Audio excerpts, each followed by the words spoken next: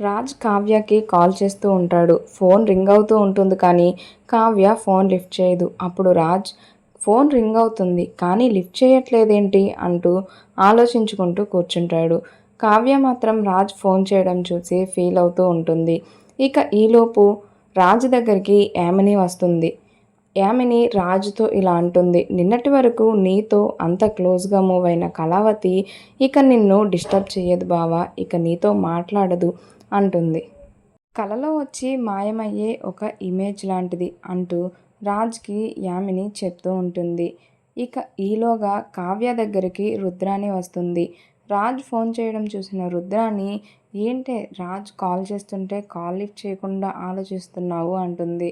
అప్పుడు కావ్య రుద్రాణితో, ఇక మీదట నేను అతనితో మాట్లాడను అంటూ రుద్రాణికి సమాధానం చెప్తుంది. కావ్య ఫోన్ ఎందుకు లిఫ్ట్ చేయట్లేదు అని రాజ్ ఫీల్ అవుతూ ఆలోచించుకుంటూ ఉంటాడు. కావ్య కూడా రుద్రాణితో మాట్లాడి బాధపడుతూ ఉంటుంది.